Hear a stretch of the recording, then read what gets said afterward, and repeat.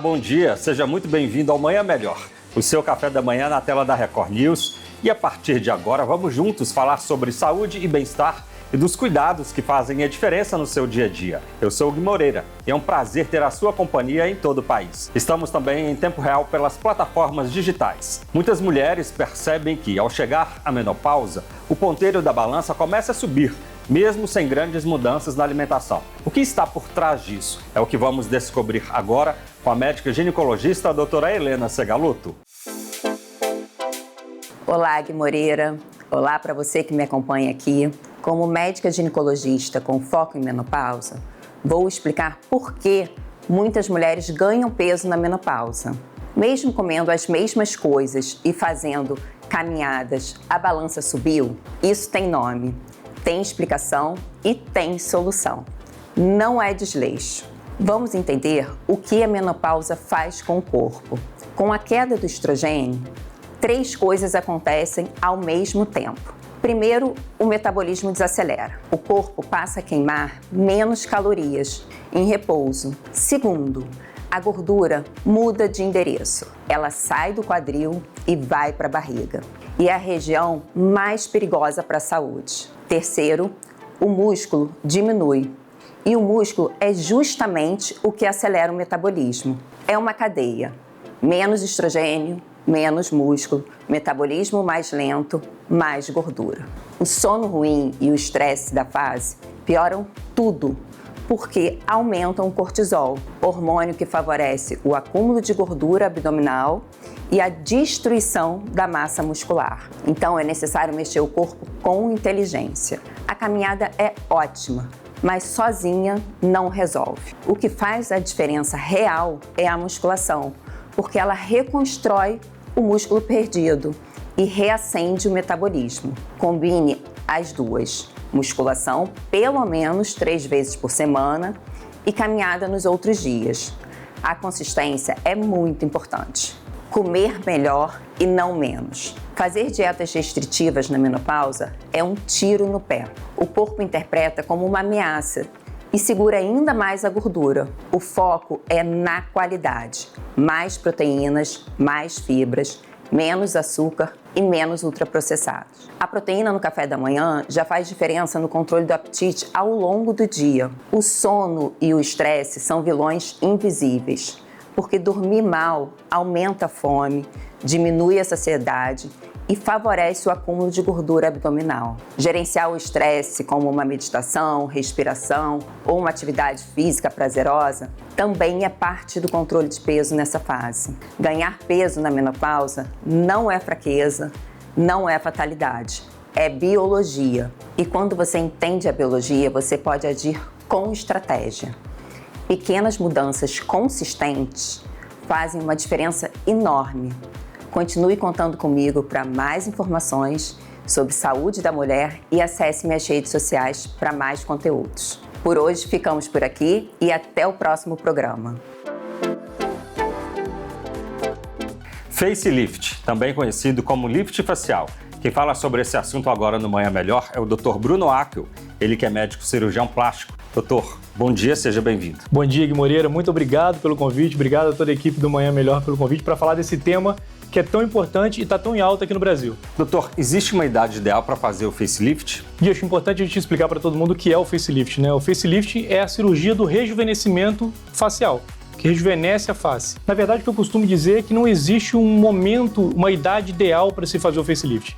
O que existe é um momento ideal para cada paciente, visto que o processo de envelhecimento acontece diferente de uma pessoa para outra. Porém, o que a gente observa é que, geralmente, por volta dos 45, 55 anos, as pacientes se beneficiam muito do facelift, visto que a musculatura da face ainda está bastante preservada, os ligamentos ainda são robustos e a pele ainda tem uma boa qualidade. Então, essa paciente vai desfrutar por mais tempo desse facelift de uma forma mais natural e num período de vida em que ela é mais ativa. O que a gente costuma dizer também é que o facelift deixou de ser uma cirurgia de resgate para ser uma cirurgia que prolonga a juventude. Doutor, e quais sinais do envelhecimento o facelift consegue melhorar? Gui, ótima pergunta. Principalmente o contorno facial, né? Então, assim, a perda do contorno, da definição da mandíbula, com a formação do jaw, o aprofundamento dos sulcos, como o bigode chinês, a linha de marionete, E uma coisa que é uma queixa muito grande das pacientes é a flacidez do pescoço, aquela sobra, aquele excesso de pele. Mas é importante a gente pontuar que normalmente as pacientes não chegam fazendo essa queixa no consultório. O que elas chegam falando é: doutor, estou sentindo meu rosto derretendo. E isso é uma ótima forma da gente explicar o processo do envelhecimento da face, porque o que acontece é realmente isso, né? Com o passar da idade vai havendo um descenso, um escorregamento das estruturas profundas da face, o que forma esse que as pacientes chamam de derretimento da face. Então o facelift moderno atua justamente aí, reposicionando essas estruturas profundas para trazer de volta aquela definição da face com a leveza e naturalidade que a gente quer. Doutor, o facelift atual, ele é diferente daquele de antigamente ou não? Muito diferente, Gui. O facelift lá atrás ficou muito associado a esticar a pele, né? O que causava aquele aspecto de rosto esticado mesmo que todo mundo conhece. E as cirurgias atuais focam nas estruturas profundas da face, onde ocorre verdadeiramente o envelhecimento. Então a pele passou a ser um item secundário no rejuvenescimento e não o principal foco da cirurgia. E doutor, quais tipos de cirurgias existem hoje? E existem várias técnicas para cirurgias faciais, né?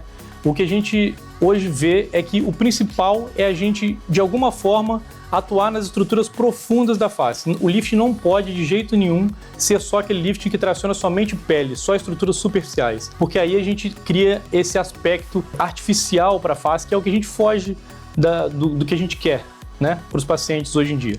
Então, as cirurgias ou deep plane, ou aplicatura, ou esmasectomia, são cirurgias que a gente pode usar abordando os planos profundos da face para tratar verdadeiramente as estruturas que causam o envelhecimento e não só esticar a pele. Ou seja, o deep plane, por exemplo, ele vai estruturar tanto músculo quanto pele também, não é isso? Perfeitamente. O deep plane, ele aborda as estruturas profundas e lá a gente coloca essa tensão, quando a gente libera a musculatura, os ligamentos, traciona essa musculatura e o excesso de pele a gente simplesmente acomoda, retirando esse excesso de pele. Então não tem tração na pele na hora da cirurgia. Então isso traz um resultado muito mais natural e muito mais duradouro para as nossas cirurgias. É importante lembrar que o deep plane não é uma técnica moderna, uma técnica nova. Na verdade é uma releitura o que está acontecendo. O deep plane foi descrito em 74, mas hoje a gente está prestando mais atenção nessa abordagem. Isso, com a mídia, com tudo isso, foi levantado essa bola de novo, mas o deep plane é uma cirurgia que a gente já conhece amplamente há muito tempo. E ela é recomendada para pessoas de que idade, doutor? Guia, eu costumo falar que essa cirurgia, por volta dos 45, 55 anos, o paciente aproveita muito dessa cirurgia, porque os músculos, os ligamentos e a pele ainda tem bastante qualidade. Então, essa tração do paciente nessa fase mais jovem, ele aproveita desse rejuvenescimento numa fase mais ativa da vida e por muito mais tempo. Então a cirurgia do facelift deixou de ser aquela cirurgia de resgate. Tem uma coisa que eu gosto muito de dizer, que a mulher, com a cirurgia moderna da face, né, essa cirurgia abordando os planos profundos, a mulher ou o homem que faz o facelift ganhou o direito de ter o seu segundo facelift na vida.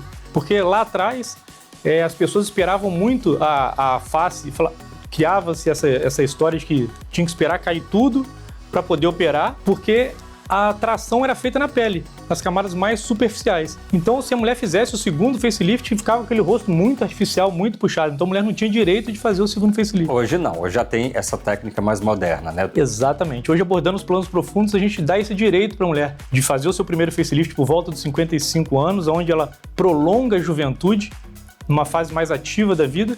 E aí, se ela quiser, por volta lá dos seus 65, 70 anos, ela faz um refrescamento desse facelift, que ainda vai se manter muito natural e duradouro por mais alguns anos. Doutor, muito obrigado então pela sua participação aqui no Manhã Melhor.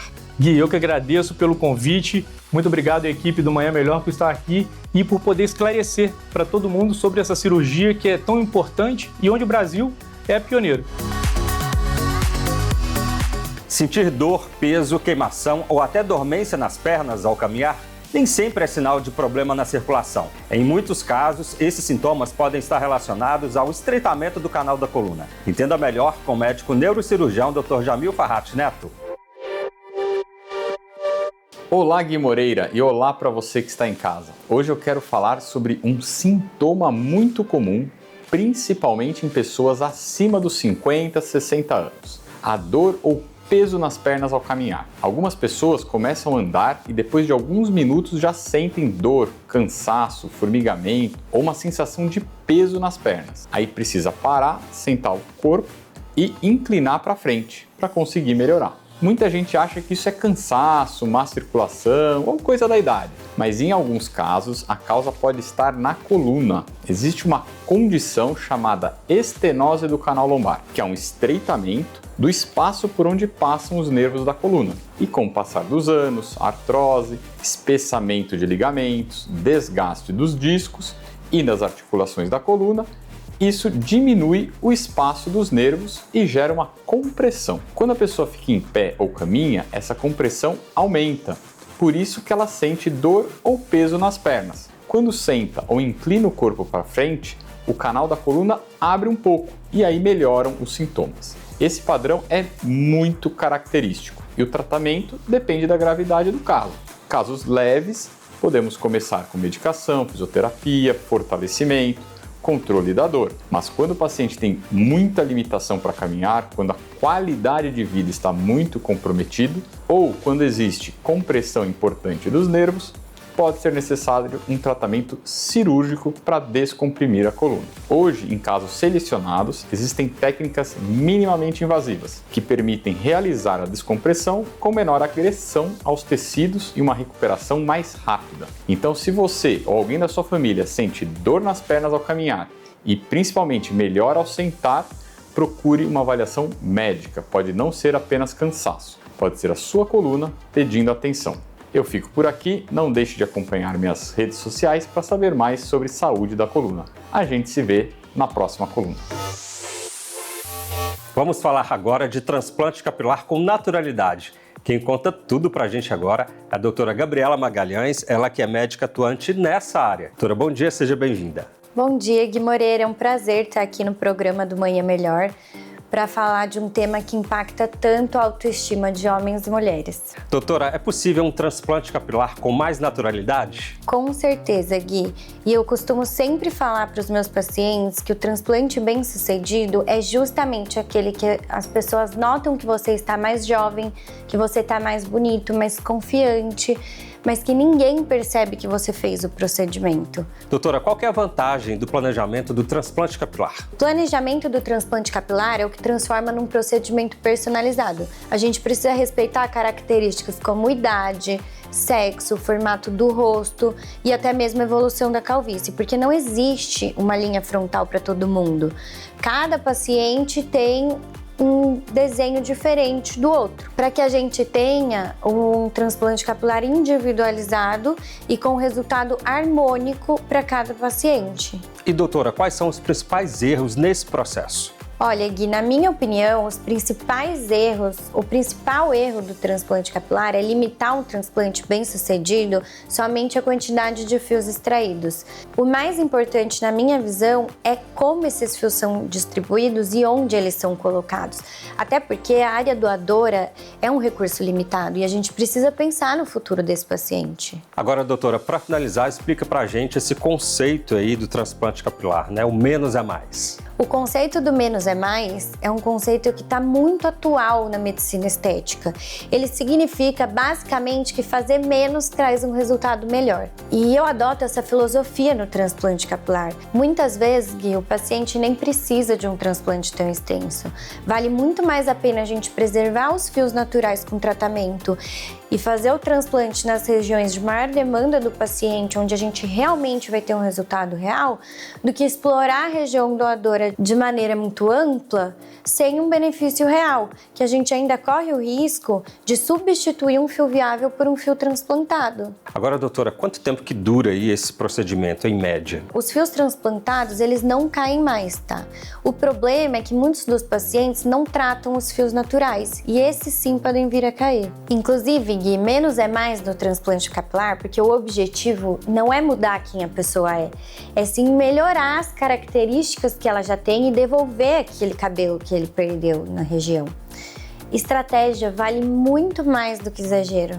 Agora, doutora, deixa um recado para os nossos telespectadores aqui da Record News, homens e mulheres, né, que estão pensando em fazer o transplante capilar. E se você aí de casa quer fazer um transplante capilar, é muito importante que você procure um profissional que exalte as suas melhores características e não que mude quem você é. O planejamento vale muito mais do que a quantidade de fios. Ótimas informações, doutora. Muito obrigado pela sua participação aqui no Manhã Melhor. Muito obrigada, Gui. Foi um prazer, eu amei. A flacidez das mamas é uma queixa comum após a gravidez. E muitas mulheres acreditam que a única solução é colocar próteses de silicone. Quem explica é a médica cirurgiã plástica, doutora Flávia Dantas. Olá, Gui Moreira. Olá para você, ligado comigo. É um prazer estar aqui com vocês no Manhã Melhor. Uma das perguntas que eu mais escuto no consultório é: doutora, minha mama caiu. Eu preciso colocar prótese de silicone? E a resposta é: nem sempre. Existe uma ideia muito comum de que toda mama caída precisa de uma prótese, mas isso não é verdade. O primeiro passo é a gente entender por que essa mama perdeu posição, se foi por gravidez, por amamentação, por emagrecimento ou pelo próprio envelhecimento. Tudo isso pode provocar flacidez. Cada mulher apresenta uma combinação diferente de perda de volume e de excesso de pele. Quando a paciente ainda está satisfeita com o volume das mamas e o que realmente incomoda é a flacidez, muitas vezes a melhor opção vai ser a mastopexia sem prótese. Nessa cirurgia, nós remodelamos a mama, retiramos o excesso de pele e reposicionamos o tecido mamário, devolvendo um formato de mama muito mais firme e também mais elevado. Mas ao longo dos anos, o que eu tenho observado aqui no consultório é que eu percebo que muitas brasileiras gostam de uma mama com aquele colo mais marcado e também desejam que, mesmo deitadas,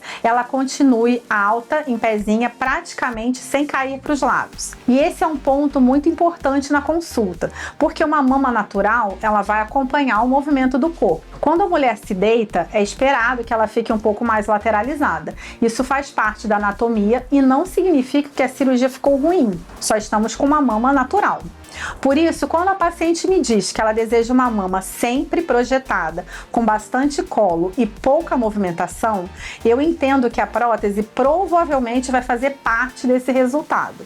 Mas quando ela busca um resultado mais natural e compreende que a mama vai sim se comportar de forma diferente em cada posição do corpo, muitas vezes a gente vai conseguir um excelente resultado apenas com a mastopexia, sem a necessidade do silicone. A verdade é que não existe uma cirurgia melhor do que a outra. Existe sim uma cirurgia mais indicada para cada mulher, respeitando sempre a anatomia, o estilo de vida e principalmente as expectativas daquela paciente. Bom, nossa conversa termina por aqui. Se você ficou com alguma dúvida, continue me acompanhando pelas redes sociais. E eu quero terminar lembrando para vocês uma mensagem que eu sempre levo para os meus pacientes na cirurgia plástica. A verdadeira beleza, ela está muito mais na harmonia, quando respeitamos as proporções do corpo e valorizamos as características de cada pessoa, conseguimos um resultado natural, elegante e duradouro. Até o nosso próximo encontro! As varizes vão muito além de um incômodo estético. Elas podem causar dor, sensação de peso nas pernas, inchaço, cansaço e, em casos mais avançados, alterações na pele e até feridas. Quem chama atenção para o assunto é a médica vascular doutora Carolina Guerreiro. Olá, Gui Moreira. Oi para você que nos assiste. Eu sou a doutora Carolina Guerreiro, médica vascular, e hoje eu vou falar sobre o tratamento de varizes com espuma, uma opção minimamente invasiva para quem tem varizes, úlceras e até mesmo telangiectasias, que são aqueles pequenos vasinhos. A escleroterapia com espuma consiste em uma mistura de líquido e ar, até ser transformada em uma espuma que é injetada dentro da veia doente. Essa espuma irrita a parede da veia, provocando seu fechamento e redirecionamento do sangue para as veias saudáveis. Ao contrário da cirurgia tradicional, é um procedimento rápido, feito no consultório e com uma recuperação que costuma ser muito breve. Ela é indicada para varizes superficiais, veias reticulares e até algumas veias profundas, dependendo do caso. Mas não é recomendada em caso de trombose venosa recente, gravidez ou em algumas pessoas que tenham doenças arteriais graves. Por isso, a avaliação com Doppler é sempre fundamental. Os benefícios desse tratamento incluem redução da dor e do inchaço, melhor estética e possibilidade de evitar cirurgias em muitos pacientes. Como todo procedimento, existem riscos. mancha na pele, nódulos e, em casos raros, tromboflebite superficial. Por isso, a experiência do médico, a técnica adequada e o segmento são essenciais. Após o procedimento, algumas recomendações são necessárias: o uso de meias de compressão, andar logo após o tratamento e evitar exposição solar do local tratado por alguns dias são medidas simples e que melhoram o resultado. Lembre-se, tratar de varizes é um processo de cuidados que envolve mais do que um único procedimento. Controle de peso, atividade física regular e evitar períodos prolongados em pé ou sentado ajudam a prevenir recorrências. Se você tem dúvidas ou quer uma avaliação, procure um médico vascular. Eu continuo à disposição nas minhas redes sociais e pelo WhatsApp para esclarecer as suas perguntas. Até o próximo encontro. Vamos falar agora de saúde mental no ambiente de trabalho com as mudanças previstas na nova NR1, a norma que reforça a importância do gerenciamento dos riscos ocupacionais. Para falar sobre isso, eu recebo aqui no Manhã Melhor o advogado trabalhista Dr. Gutenberg Alves dos Santos Menezes. Doutor, bom dia, seja bem-vindo. Bom dia, é um grande prazer estar aqui para falarmos sobre a atualização da NR1, para você, empregador, estar sempre atento. Doutor, afinal, o que muda na nova NR1?